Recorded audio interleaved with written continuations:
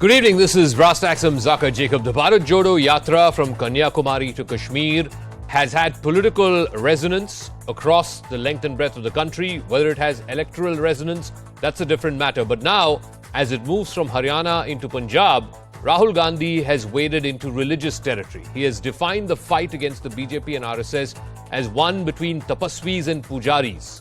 He says the BJP only wants those who do their puja, and that it is an insult to true Indians who are Tapasvis. The BJP has hit back saying that Rahul Gandhi is once again dividing and insulting Hindus. But the larger question, Rahul Gandhi's image undergoing a change during Bharat Jodo. Even the BJP now is not attacking him using pejorative terms like Pappu. But does that necessarily mean an electoral transformation? Does that necessarily mean that it will result in more votes for the Congress in 2024? But first, the story.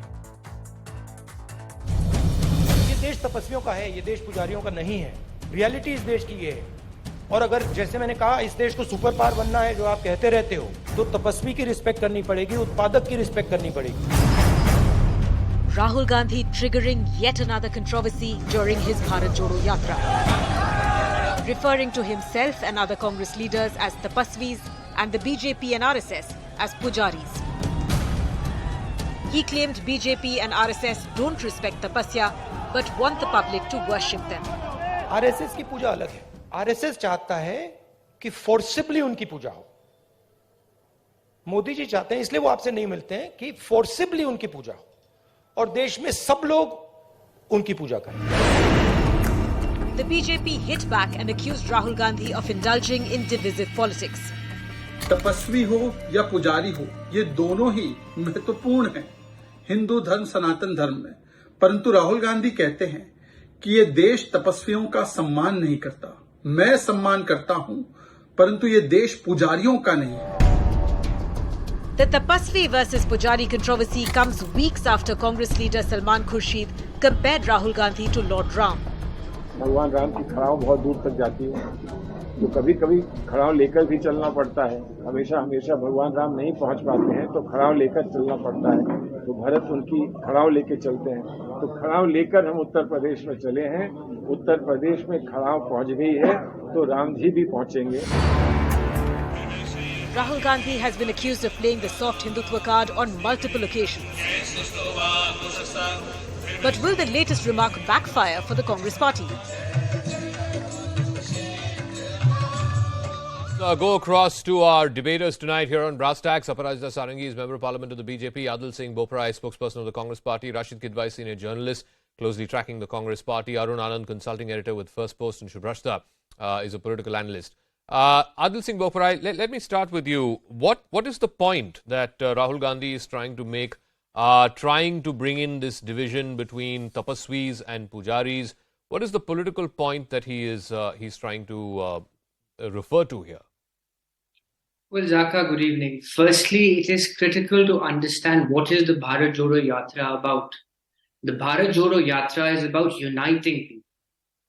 The glue which binds the BJP is divisiveness. The glue which binds the Congress is cohesiveness. It is unity in diversity. So I think it is important that we understand this, number one.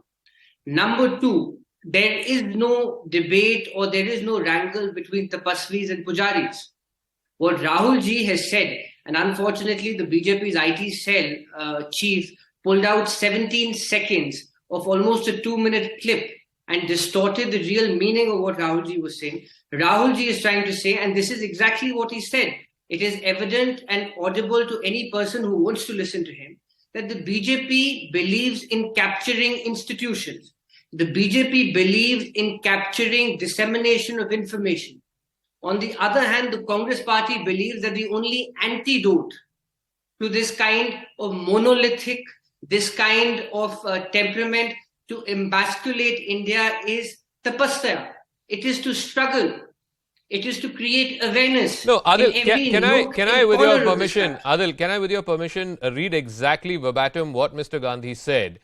This was, of course, in a media interaction today in Haryana. He said, and I quote, BJP is a sangathan of puja. RSS BJP wants them to be forcibly worshipped. Modi ji wants this, and that is why he does not meet you in the context of the media, that he be forcibly worshipped and all people in the country should worship him. I can respond. Now, tell me, what does that mean? Who is Mr. Modi going and saying, please forcibly worship me? I mean, what I'll does tell he you what mean? the BJP is doing. I'll tell you what the BJP is doing. Perhaps you may not agree with me on camera, but your viewers will agree with me that the BJP is using all institutions at its command.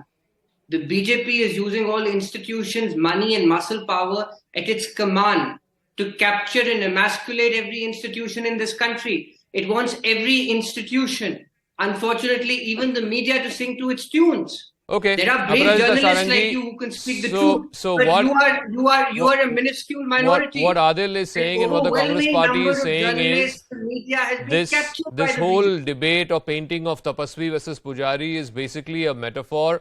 The larger messaging that Rahul Gandhi is trying to send is that the forcible puja is the capture of institutions, whether it is judiciary, election commission, media, etc. And that is the forcible puja that the RSS BJP are making all of this country do. That's what the Congress is saying. I think that's evident. That's yeah, evident. Aparajita Sarangi to respond. Yeah. A very good evening. Please allow me to speak a few words in Hindi. ना समझ ही रहते तो अच्छा था, उलझने बढ़ गई हैं जब से उन्होंने समझदार होने की कोशिश की है. See, this is divisive politics of Congress at its best. They have been trying to kind of drive a wedge between Hindus and Muslims all the while so that they can get some votes, right? And now among the Hindus also they are trying to kind of go for groups. Tapasvi and Pujari, how do these words actually are spoken? Tapasvis are important, Pujaris are important, and to say that Bharatiya Janata Party is a party of Pujaris, what does it mean? Our Prime Minister, I say proudly, he is both a Tapasvi and a Pujari, and we are proud of the fact. He has been working so very hard and with a sense of renunciation. He has been working day in and day out for the country. See, it is always good to have great regard for the Tapasvis. This is a land of Tapasvis. But at the same time, we should not denigrate Pujaris. Now, what Rahul Gandhi said, it's a question of his kind of no respect for the Pujaris. Is this right? And I tell you, I take you back to one of his statements a couple of days back. What they are trying to say is that there is a forcible servitude, forcible puja that is happening. That is what is the problem that the Congress has. What do you mean by forcible puja? See, these are the people who put a question mark on the Astitva of Ram. Now, when we are going for a Ram Mandir construction, they have problem. When we are talking of Hindus, they have a problem. See, they have been opposing Hindus all through, and now there is a kind of categorization, there is a kind of groupism even among Hindus that he is going for. Tapasvi and Pujari. I think he should better guard his words and he should stop indulging in spiritual discourses. In fact, whenever he starts doing that, you know, his ignorance is actually baffling all of us. And I tell you, Rashid Kidwai, there was a time a couple of days back when he was moving around. Please give me 30 seconds. Okay. Please give me 30 seconds. There was a time a couple of days back, he was moving around with a t-shirt on with no sweater. Yeah. And when a journalist asked him, why are you not wearing a sweater? He said, why are you wearing a sweater? The journalist says, I feel cold. And you know what Rahul Gandhi just said? He said, you are wearing sweater because you are afraid of the cold. So don't be afraid of the cold. I am not afraid of the cold. So I think these kinds of statements smacks of ignorance and kind of, you know, conveys immaturity. Surely in this country there is more to discuss than Rahul Gandhi's sartorial sense, whether he's wearing a t-shirt or a jacket. But be that as it may, no, I want to talk about the larger question here. And Rashid Kidwai, while on the one hand, Rahul Gandhi and Bharat Jodo are being credited for, you know, keeping the pace, staying the course. People are, of course, aligning themselves with the Bharat Jodo. A lot of people have turned up from Kanyakumari all the way now to Haryana. It will go to Kashmir by the end of this month. Whether or not that will translate into electoral success, that's a different ballgame altogether. We'll stay away from that debate. What I do want to know is, one of the consistent things that Bharat Jodo was given credit for was that Rahul Gandhi is steering the Congress away from this whole soft Hindutva business. He has realized that that's not working, that's only playing to the BJP's advantage. So let's go back, let's pivot back to hardcore secularism. This was one of the things that people gave him credit for during the Bharat Jodo. But suddenly now, with things like, Tapasvi और Pujari में क्या फर्क है, BJP जबरदस्ती पूजा करवाती है, इस देश तपस्वियों का है.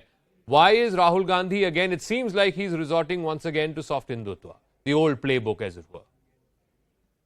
I think, Zaka, we must understand Rahul Gandhi is a bit of an unconventional politician. Even for his line of thinking is often at variance with the Congress line of thinking, whatever Mr. A.K. Antony or Chidambaram also they say about Hindutva or Hinduism and all. Rahul Gandhi has a very different point of view, and I think now that he's more sure-footed, whatever limited success this Bharat Jodo Yatra has achieved, he's starting to show his elements. He's playing politics as per his whims and fancies. He is, in that sense, traditional sense, he is not a stakeholder. He is, for the record, he is not aspiring to be Prime Minister simply because the Congress cannot hope to, at this point of time, win 100 Lok Sabha seats or more. So what he is doing is he's getting into a territory where many congressmen are uncomfortable about, or many political commentators would advise him not to go. But this is something which is dear to his heart. If you see from his 2012 statements onwards, you see he's been saying this. He wants to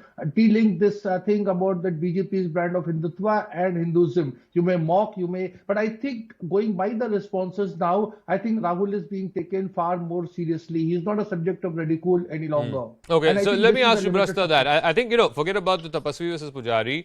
Even BJP folks would off record say that they did not expect Bharat Jodo to get this kind of reception in terms of people who are walking along with Rahul Gandhi. Well, like I said, whether or not that translates into election success, that's a different ballgame altogether. Do you believe that Bharat Jodo, and through Bharat Jodo, Rahul Gandhi's sort of pejorative, almost joked about image has undergone a transformation? Zaka, it would be far-fetched to say that his image has gone a transformation, but I do give credit to Rahul Gandhi for taking up a yatra and following it through. This is one of the rare moments in his political career that he's actually taken something up. And as you said, what political relevance of the yatra is, that is up for debate. How electorally it would really swing votes in his favor is a matter of another discussion altogether. But I think this yatra should be given credit for. However, Zaka, there are a couple of points that I was trying to jot down while the fellow panelists were speaking. It's good actually for the country that Rahul Gandhi speaks. Because the more he speaks, the more we realize why we don't need an opposition leader like him. His words are never self-explanatory. He needs spokespersons either in the Congress party or in the media to explain what exactly he meant by what he said. People like you, people like me, people like Rashidji, we don't need translators and, spokespersons to explain what we mean. What we say is what we mean, and there are no hidden agendas and hidden messages there. Also, when Rahul Gandhi speaks, sorry to use this term, but he sounds foolish. Because when you draw a line between a Tapasvi and a Pujari, you are actually trying to say that Puja is different than Tap. And there are a lot of Pujaris who will legitimately take offense to it. So if you don't know the Sanatan Dharma, if you don't know the Hindu philosophy, you don't necessarily have to go on and pontificate about it. You could have stuck to the agendas that you wanted to take up, for example, unemployment, for example, price rise and all of that. Why do you have to deviate into an area, as Varun Grover says, on which BJP already has a mastery? You shouldn't go there. The other thing is, Rashidji said that he's an unconventional politician and, he's some, if I could gather from him, is some sort of a maverick. But last I checked, he's a chief leader of the Congress party. What he says, or what he comes from a family which has been in controversies all throughout for their political legacy. So what Rahul Gandhi says or does cannot be seen in an independent light. Sure. What does the Congress party have to say on that? Yeah. None of the spokespersons come and say that, what Rahul says is completely, we don't agree with what Rahul has to say and all. I've been in political communications, Zaka, professionally for quite some time. And I think the two principal adage of political communication is brevity and clarity. Rahul Gandhi is neither brief nor clear. Okay. Till now, I don't think these are two traits that he has shown, which is why there is a lot of confusion as to what kind of message he wants to send across. Yeah, no, on that one point, I think, can Rahul Gandhi afford to be a maverick? I don't think so, because like you said, he represents a principal opposition party in this country, and you have to be part of the mainstream, not be a maverick. Anyway, I want to play out a piece of breaking news. This is the latest in the tutu meme that's been going on between the BJP and Mr. Gandhi. Rahul Gandhi has now taken another dig at the BJP and RSS. he has said that they are comparable to the Kauravas of the 21st century wearing half pants. He also likens his party to the Pandavas who fought for justice against the Kauravas. Now, let me just play out that soundbite of Rahul Gandhi and then I'll go back to our guests. जो उस समय लड़ाई थी वही आज लड़ाई है। पांडवों ने भी नफरत के बाजार में मोहब्बत की दुकान खोली थी। 21वीं सदी के कौरव हाफ पैंट खाकी हाफ पैंट पहनते हैं, हाथ में लाठी लिए होते हैं और शाखा लगाते हैं। So Arun Anand, again, he's saying 21वीं सदी के कौरव हाफ पैंट पहनते हैं, हाथ में लाठी लेके घूमते हैं और शाखा लगाते हैं. This whole reverting back to, religious references, mythological references. Again, what was the need to bring in a Kaurav Pandav? I mean, I get it. You like Shubrasta said rightly, you stick to the issues where the BJP is weak. If you feel price rise, unemployment, these are the biggest issues and these are the issues that matter to the people of this country, you stick to those issues. Why are you deviating into Kaurav Pandav and Tapasvi Pujari, which is A, not your turf or terrain, and B, again, you're playing into the BJP's strengths? Zaka, can I come in, please? Let me ask Arun after that. Yeah, Arun. Zaka, Yes, Arun. So Zaka, I think you have raised a very pertinent point. See, the first thing is that Rahul Gandhi probably, it seems that is not doing his homework well, because he needs to upgrade his knowledge. The RSS does not use khaki pants anymore. It has changed into, the brown trousers. So that is one point. So when you are making a statement, at least you should get your, your basic facts right. Second is that, see, the problem is that Rahul Gandhi is trying to, it's a desperate move. He's trying to play on the pitch of Hindutva, because he feels that that is the strong point which BJP has. And it's basically because of the wave of Hindutva that BJP is, garnering so much of support from the people. But he doesn't understand probably that it's a combination of, delivery on the ground, a strong organizational cadre. And apart from that, then the concept of Hindutva, and BJP has always been very clear about it. It has, whether it was the Ram Temple issue, whether it was Uniform Civil Code, whether it is Triple Talaq issue, or whether it is appeasement of minorities, their concept has been very clear. Their ideological roadmap has been very clear. But now, Congress, the problem of Congress is that Congress is right now bereft of any ideology. So what do you do? So this is a desperate effort. One is this. Second is that it also shows, Puja and Tapasya, basically they are integral part of the same process if you go by the, Hindu Shastras or Sanatan Dharam traditions. So there is no dichotomy between the two. It also shows that, I had said it in an earlier show also, see, the problem of Congress is that after Rahul Gandhi has taken over the reins of the party has moved to radical left. So now from one pendulum, and they really, were battered in the number of elections. So from one extreme, now they are trying to move on to another extreme, but they don't realize that they are going to play on the BJP's pitch. And people are not going to take, it's a very well-known fact that Congress has been anti-Hindu, and it has basically, propagated pseudo-secularism. These charges stick to them. Otherwise, I'll just give an example to round my point off. Yeah.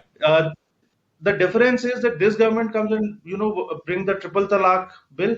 And if he remembers, how would we justify what happened in the Shah Banu case? What Rajiv Gandhi did. So I think, actions speak louder than words. Okay, let me Adil respond to that. I mean, A, you can't be swinging like this pendulum from left of center suddenly to right. Again, on the right, you are playing on the BJP's pitch. That's the accusation against you. What is the need for Rahul Gandhi to bring in these religious issues when on the one hand you accuse the BJP of being religious and divisive and not talking about the issues that matter, which are economic issues, livelihood, jobs, price rise, etc. So please explain to our viewers why are you making this swing? I've got your point. I've got your point. Zaka, I want to say this at the cost of repetition. The Congress party has often said this. We do not need unofficial BJP spokespersons, commentators, so-called communication strategists to give us advice. They must keep their advice to themselves, number Then one. don't come on And debates number two, with they me. need to Then understand Congress this should very, boycott all very debates with clearly. me. Then Congress Can as I- a party, can I- no, can I'm not going can to I take please this line complete? low. Zaka, You should boycott all debates I as thought a it's as my a turn. I'll give you, as a person, as a Zaka, yeah, I responsible thought Shubhrasta, it's my person. I'll From give the you a Congress chance to, party. I'll give you a chance I to thought it's respond. my Let turn, him finish. Zaka. Yeah, let Sure. him finish. Also, Adil, I don't think, look, this is a free country. You know, everybody is Can I free to. complete, Zaka? If Yeah, you yeah. call the Congress, can I complete? Yeah, go ahead, You can go ahead. continue with your sermon after. Yeah, after. go ahead. Yeah. Secondly, I need to tell these unofficial BJP spokespersons and so-called strategists that they do not have a monopoly on Hinduism. Please understand this. You are not the sole custodians of Hinduism. Please understand this, and I hope it really percolates down. Who says? Number two, Zaka, the people of this country have not elected the BJP to give us theological lessons. The people of this country have elected the BJP to deliver on their promises and to govern this country. And to my friend from the BJP, we do not see Indian citizens through a religious prism. We see Indian citizens as Indians. That is the fundamental distinction, which unfortunately you haven't understood. Now, coming to the issue at hand, Please, the Congress one second. Adil, help me understand. Help me understand. You, like you said, you are well within your right to be raking up issues which matter to the people, whether it is price rise, whether it is, even the issue of communal harmony. No one has a problem with that. But what is happening as Rahul Gandhi veers into this soft Hindutva territory is, again you get accused of the you get accused of the same thing, that you're playing to the BJP's gallery. Why are you playing to the BJP's gallery? I'll respond. That is Zaka Jacob's interpretation. That is not the Congress party's interpretation. And you are not a script writer. No, fair enough. We go to a temple, we go to a gurdwara, we go to a mosque, we go to a Peer Baba's masjid, and we go to a church. This is our interpretation and this is our outlook. If somebody else in the BJP, officially or unofficially, has a different point of view, they are most welcome to have it. For us, it is religious harmony. For us, the Bharat Jodo Yatra is about unity and diversity. And quite clearly, the BJP's official and unofficial spokespersons are quite perturbed. Okay, Aparajita Sarangi, respond to that. What Adil is saying is communal harmony is very much part of the agenda of Bharat Jodo, and communal harmony, according to them, has worsened in the country over the last 8 years. Whether that is Pujari versus Tapasvi, or whether it is somebody calling Rahul Gandhi a Tapasvi, Rahul Gandhi saying BJP RSS believe in forcible puja, all of those are secondary. The moot issue is, are the people of India better off in the last 8 years, whether it's on economic parameters or religious harmony parameters? Adil Singh Boparai and the Congress's point is they are worse off. Aparajita. With an open mind, let's try to understand the objective of Bharat Jodo Yatra. See, Bharat Jodo Yatra has been designed by the Congress party through people like Jairam Ramesh just to relaunch and repackage Rahul Gandhi. And that's why Rahul Gandhi comes up and says, I'm no longer the same old Rahul Gandhi. I'm a new incarnation of Rahul Gandhi, the earlier one. These kinds of statements actually do not go down well. And I think he is failing his own party men who have been actually trying to repackage and relaunch him. So basically they are all failing in their objectives to kind of present a leader before the country who talks sense. Now here is a leader who does not do his homework when he comes before the press. He doesn't know how to handle the questions. You just listen to listen to Rahul Gandhi when he talks to the media. I mean, he's indulging in spiritual discourses without knowing. I wonder whether he knows the role of Kauravas and Pandavas also. See, his role is to come before the media once in a while, to get into newspaper columns, and I tell you, this kind of yatra is not new to the country. Shyama Prasad Mukherjee ji had also done yatra. Lal Krishna Advani has been doing yatra. Murli Manohar Joshi had done yatra, but then those were for cultural renaissance. Okay. Those yatras led to cultural renaissance. But as far as this is concerned, he uses this yatra to attack the opposition once in a while to get into newspaper columns. But he should do it. No problem at all. He's in the opposition. But he should have done his homework well. And he should talk sense. That's it. And he should not try to insult the Hindus. I'm moving on to Rashid Kidwai. He has been. I'm asking Rashid Kidwai, the proof of whether the yatra is a success or not, ultimately, whether you like it or not, in a participative democracy, will be decided by electoral results. You may say, yes, crowds have, aligned with Rahul Gandhi, tens of hundreds of people have walked with him. The fact that he has, stuck with it for the last 4 months in itself deserves credit, no doubt about it. But ultimately, if it does not translate into electoral success in Karnataka and in, the other states, the other big states that are going to polls in the run-up to 2024, then what good is this yatra? What's the point of this yatra? Rashid Kidwai. Yes, Zaka. I mean, that stands. That is, of course, a kind of litmus test. But I think Rahul Gandhi has understood this, that there is no point for Congress being, following soft Hindutva or whatever, or try to be a B team of the BJP as Mr. Antony and Mr. Chidambaram and others are propagating. I think there is a lot of disquiet within the Congress, and they want to make a kind of sharpen their ideological position vis-a-vis, so to say, Hinduism or Hindutva or majority community, etc. I think Rahul Gandhi is following that advice that was tendered to him by Stephanie Cutter, who was part of team Barack Obama, and she had told him, instead of being popular, you try to be a polarizing face. And that is what he is doing. So you may say that he's maverick, disruptive, whatever. But I think it is making an impact within Congress and outside. Okay. Shivrashta, instead of trying to be a likable figure, try and be a polarizing figure, because ultimately the politics of this country is so polarized that people are going to one way or the other, either like you or hate you, and be unabashed about it. Yes, Zaka, before I respond to your question, let me give some nuggets of advice to official spokespersons of the Congress party. Official spokespersons of the Congress party have joined the BJP and become national spokespersons here. So I don't need any advice from Congress spokespersons as to my professional life. If I were to join officially a political party, I would have done that, and I know my abilities and my merit, and I know which position I would be in. So there's a reason why I'm not in professional politics. So I don't appreciate the jibes taken by these congressmen. They have a problem. They should boycott debates with me. I have boycotted debates with so many Congress people. They should do that, firstly. Secondly, when you go public with these visits to temples, gurudwara, dargahs, etc., public opinions will fly.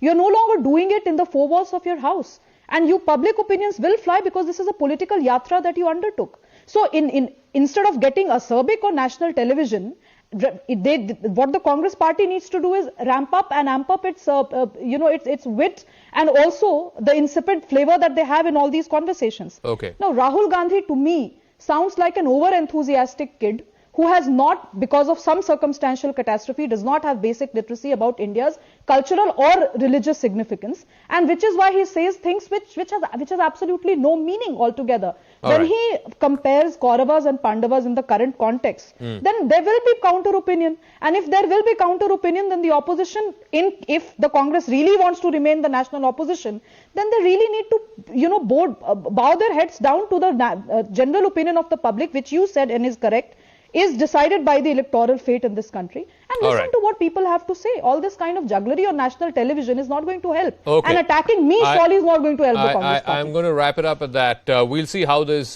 plays out. Like I said, on the one end, yes, credit to Rahul Gandhi and Bharat Jodo for sticking to the larger message, which is of A, communal harmony, B, the people's issues, the livelihood issues that matter. They have largely stuck to that. But by slipping into territory which A, it's not their forte, and B, it's the pitch of the BJP, is that helping or hurting the cause of the Congress and the opposition? That, of course, is for the Congress and for the opposition and for Rahul Gandhi and his team to decide. But clearly, with another, 10, 12 days left for this end of the Bharat Jodo to come to a conclusion, one must see how this will eventually translate, and if at all it will eventually translate into electoral success. But we'll leave that at that. The other big story that happened today, of course, happens to be in the state of Tamil Nadu, the unending tussle between Tamil Nadu Governor R.N. Ravi and the DMK government under Chief Minister Stalin today took a new turn. All hell broke loose in the assembly after Governor Ravi modified a prepared speech and omitted some sentences that were written by the government. Now, taking exception to this, Chief Minister Stalin moved a resolution in the presence of the governor in the assembly demanding that the original speech be put on record, to which the governor walked out just as the Chief Minister finished his speech and just as the national anthem was about to play. Remember, the DMK has accused the governor of sitting on more than 20 bills, and R.N. Ravi has taken repeated jibes in the recent past about the so-called Dravidian model of governance. The question is politics trumping policy?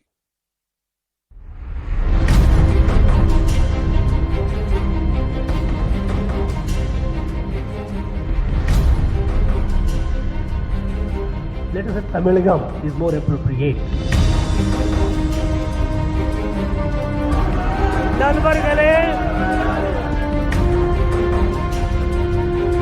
Protest is to express our displeasure against Mr. R.N. Ravi. He is just a spokesperson of the RSS. His view as regards Tamil Nadu and Tamilagam in the context that he used is really bothering the opposition parties.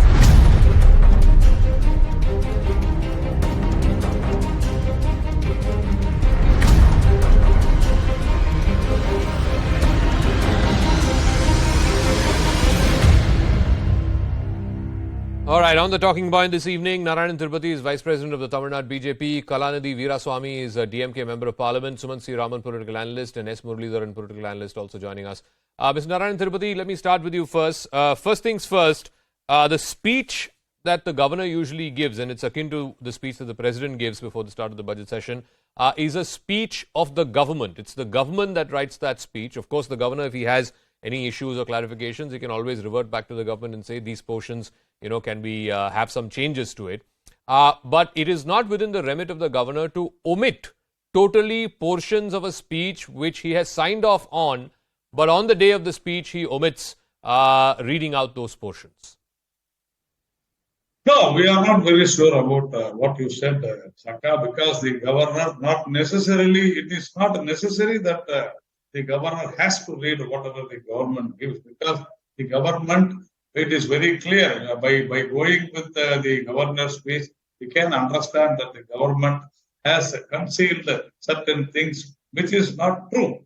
But the fact of the matter is, initially, even before the governor went to the house, there was a big chaos, entire assembly, and the DMK members, including many DMK members, the alliance parties, they have been shouting slogans and they were heckling Mr. R.N. Ravi, the governor. And after that, when Mr. Ravi spoke in Tamil, the governor addressing in Tamil, they were taken aback because so far they have been doing politics, stating that we are against, the Delhi is against Tamil, governor is against Tamil, these Bihar people, Hindi wala and all those things. So they were taken aback, and that is the reason they were shouting. No, so I'll get to.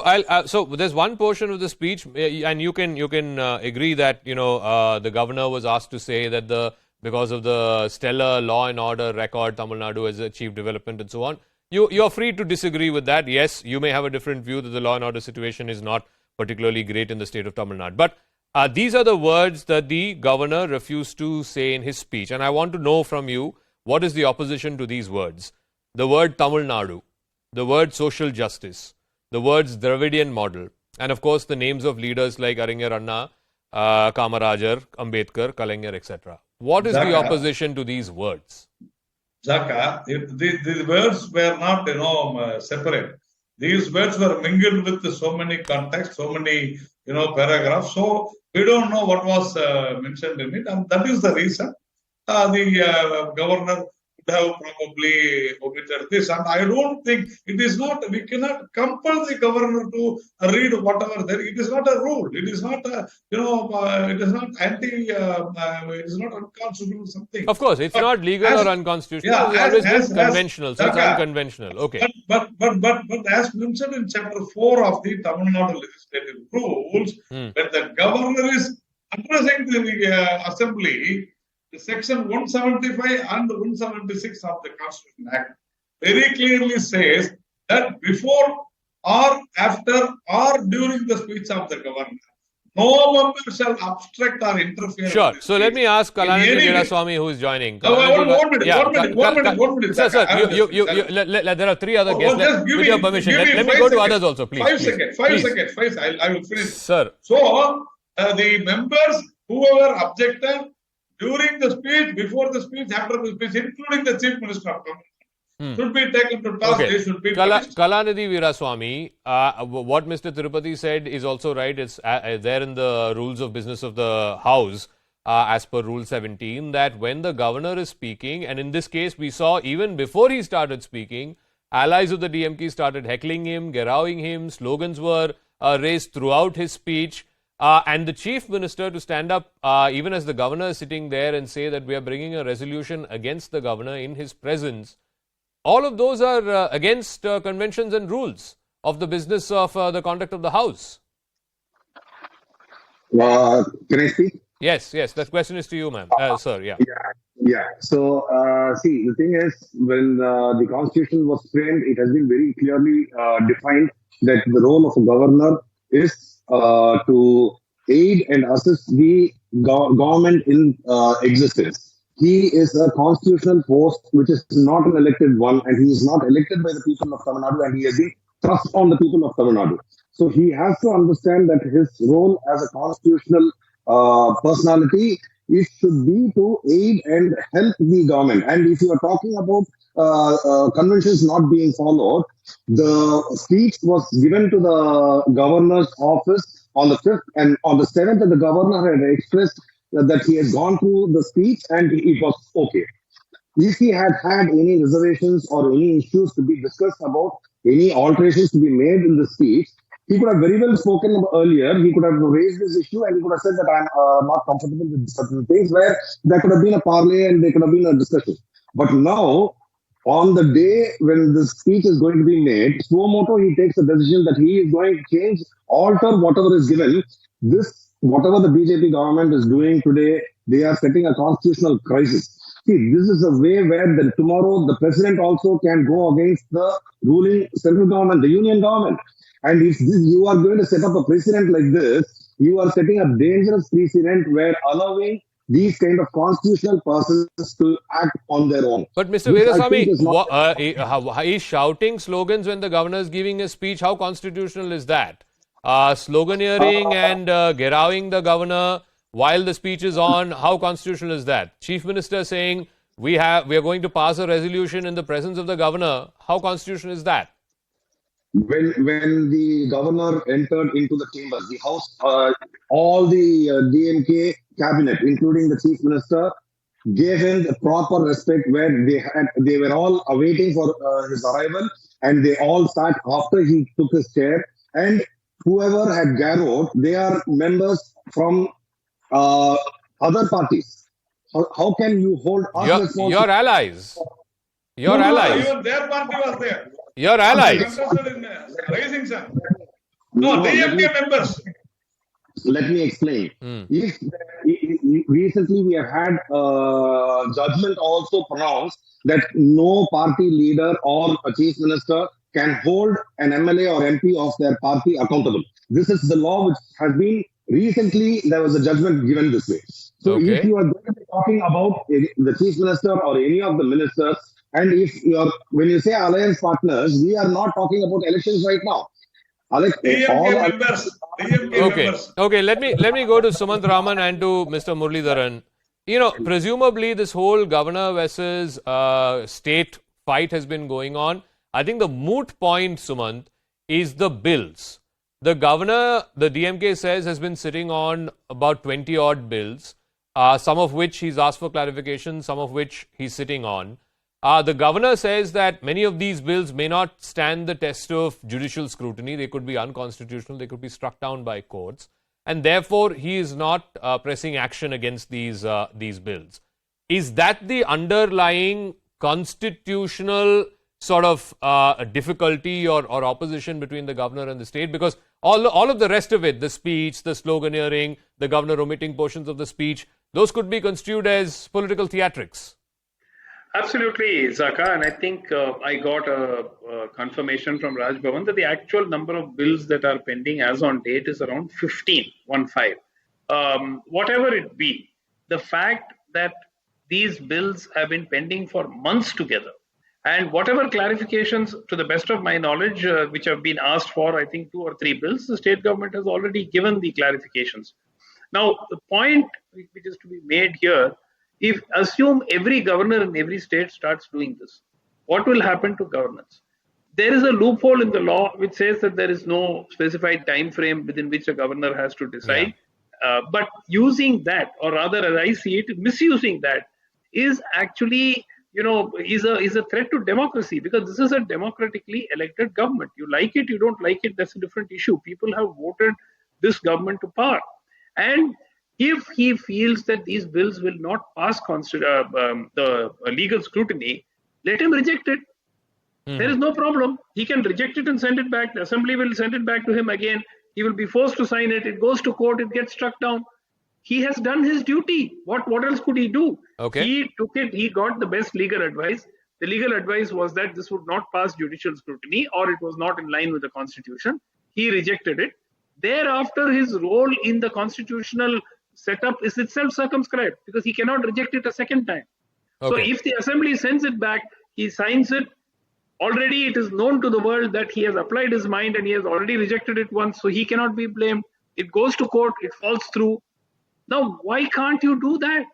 If you're not keen on passing these bills, reject them and send them back to the assembly. Okay. But sitting on it, I think that there is a strategy, Zaka, in actually not rejecting them and sending them back.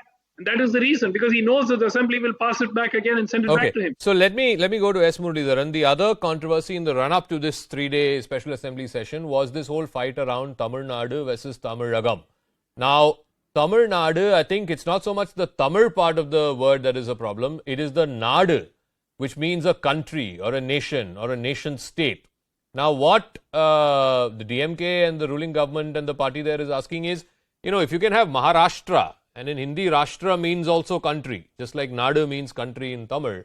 If there can be a country of the Tamil people, just like there is a country of the Maratha people or the Maharashtrian people, then what's the problem? Why should the name the name of the state change? In any case, that's not the remit of the governor. That's the remit of the elected government. When Madras's name was changed to Chennai in the 1990s, it was done by the elected government of the state, not by the governor.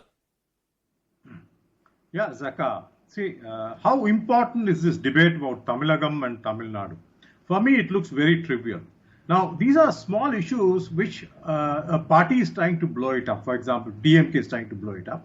For a simple reason, things are not hunky-dory here. If things are hunky-dory here, you can talk about Tamilagam, Tamil Nadu, you can fight on every issue. You take law and order, it's in total mess. A woman constable was molested in a party where Kanimoli was participating.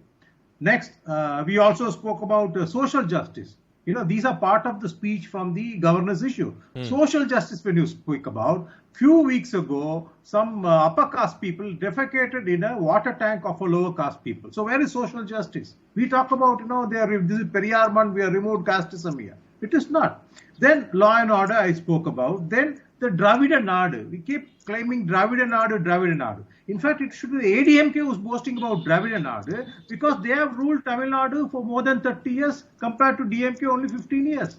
So all these are illusions and optics. I mean, from morning till evening, we see CM doing photo ops after photo ops. So obviously, they run out of issues. There are bigger issues like, the increase in power tariff. The issues like, 1,000 rupees old age allowance for people. These things they have scrapped. They don't have an answer. So obviously, when they're also running, see, I will not, support the governor 100%. As Mr. Suman Raman said, he was sitting on things. For example, Pera Rivalan case, they had to go to Supreme Court to get a remedy. So obviously, for each and every 15 bills, they have to go to Supreme Court. Then why do you need a governor?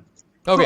So Mr. Veeraswamy, is this whole shadow boxing between the state and the governor sort of a convenient cover to take away attention from the real issues, whether it is law and order, women constables being molested when your deputy general secretary is addressing a rally.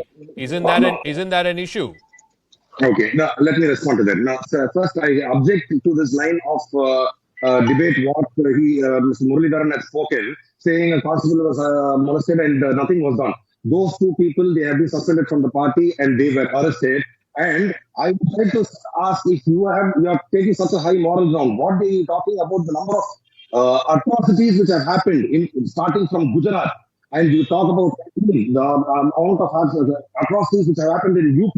We are talking about rape. We are talking about murders. And we are talking about your governments setting those people free. We are not coming and talking about these things. You are talking about the law and order state in Tamil Nadu. Tamil Nadu is a very peaceful and it is in a very safe hands. So you don't have to break your head about that. The problem with you saying that Tamil Nadu is, or Tamil Nadu is trivial, then why is the governor going about giving speeches in public?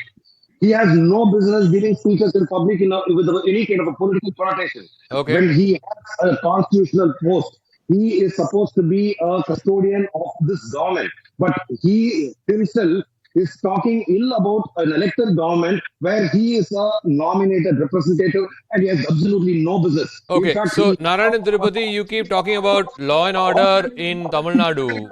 Recently in the national capital, we had a case of a woman being dragged to her death. This is happening in Delhi. I don't want to get into, law and order in other states in the country, but Tamil Nadu's law and order, according to the DMK, is better than most states in this country. No, Zaka, the problem is that it is governor versus the government. The government says that Tamil Nadu is having a very big peace. That is why the governor would have objected, as rightly pointed out by Mr. Muralidharan, that Erayur in Pudukkottai district, the defecation, that tank was cleaned and again it was given to those people, SC people. You have to understand this. And so far, this government did not have the backbone to arrest those people, whoever has done this. And how can they talk about social justice? Why you not arrested more than 50 days?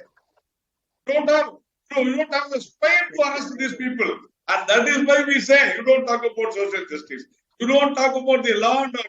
You can't say that Tamil Nadu is having peace. No, we recently had in Coimbatore, we saw how much the blast was there in Coimbatore after this radical activity is taking place. Okay. And we see definitely the governor has, in no point of time, the governor is not anyway, he is not legally, as per law, it is not necessary that he has to read what these people have given. No. Once again, it may not be illegal or unconstitutional, but it's certainly unconventional. Like Mr. Veeraswamy is asking tomorrow. Tomorrow if the president, Mr. Tirupati, once again, tomorrow if the president decides to omit portions given by the central government reading in the Lok Sabha during budget session, will that be acceptable to the BJP? It will not be acceptable to the BJP. No. The central government will not give anything objection. No. One second. See, number two. One second. Sir. See, there is a word convention. Conventionally, people used to say, governor used to say, Jai Hind. Why last time Jai Hind was there in the speech prepared by Tamil Nadu government? Okay. Tell me. I'll give Veeraswamy, Mr. Kalanidhi Veeraswamy, and then after that, Suman C. Raman. Mr. Veeraswamy, if there is a pipe bomb attack at the office of a political party and the allegation from that party is that your government did nothing to pursue that case, in fact, you tried to dismiss it off as a cylinder bomb, then surely, there is something to be questioned about the law and order situation. No, I will tell you, these kind of attacks have always been happening throughout this country, irrespective of whichever government is. But the question is, what action has been taken? This case was handed over to the NIA several days or weeks back. And what has the NIA done about it? Even we would want like and the other thing is, act of terror. Let me kindly finish. Yeah. And also, we are talking about a governor whose credentials were. We had a lot of aspersions about his posting as the governor of Tamil Nadu because he came from Nagaland and we know what kind of a track record he had over there. The amount of controversies and complications that he had created in Nagaland But despite all those aspersions, we were hoping that he would be a neutral person after coming to Tamil Nadu. But we have seen progressively that he is not, and he has come here with a political agenda of an RSS agenda, and we have been Sumant, Sumant, I'll give you the final word. I have to wrap up in a minute. Sumant, yeah. I just can't understand why should the BJP stick its neck out and go out of the way to defend the actions of the government. This is exactly what the DMK is saying. One second, only Sumant on screen. Yeah, thank you. Look, Zaka, I mean, at no point is this is not being perceived very positively by the people of the state. In my opinion, the people are solidly behind the government on this particular issue, especially with many of the ideological things, especially the omission of the names of the leaders who are revered in most parts of Tamil Nadu. Now, what is the charge against the governor that he's acting as an agent of the BJP? And here you have the state BJP going flat out to defend whatever he is doing. Why are they doing that? They're doing the whole for themselves. I got to wrap up. I'll leave it at that. Thanks very much. But it's not the only state. Mind you, we're seeing in a number of other states as well, where opposition ruled states, Bengal, Maharashtra when the MVA was in power there, and of course at the state of Kerala as well. There seems to be this running confrontation between the governor and the government. I'm not saying that the governments in these cases are all exclusively right and the governors were wrong. But the fact is that as our constitutional democracy was envisaged, the governor is only a constitutional post. It is at best a titular post. Ultimately, it is an elected government which carries out the will of the people. And in this case, that is what the DMK is alleging, that the governor, by refusing to read portions of a speech which he signed off on, has moved away from constitutional norms and conventions. All right, we'll take a break. When we come back, an exclusive ground report from a sinking town in Joshimath in Uttarakhand. Locals there are alleging this is because of rampant and unchecked development and infrastructure movement. We'll have a live ground report right on the other side.